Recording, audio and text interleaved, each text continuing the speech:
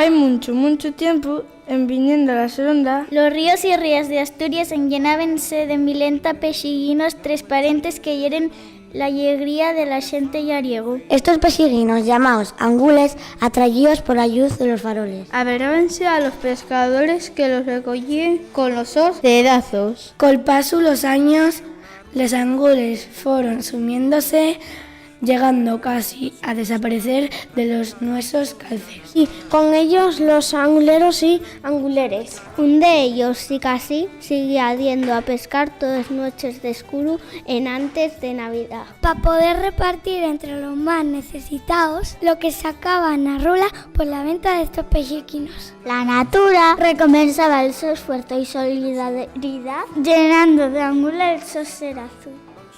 Ahora, cuente los más viejos y viejas del lugar que este paisano de buen corazón, que todo el mundo llama el angulero, vive en la mar de los sargazos, cubriendo de los angules y anguiles. Y unos días en antes de Navidad, coincidiendo con la llegada del invierno, torna a Asturias para pescar angules, que venden la rula. Con dinero que saca, compra regalinos. Que lleva a los niños en Nochebuena. A bordo del sol, Chalanu, la angulina.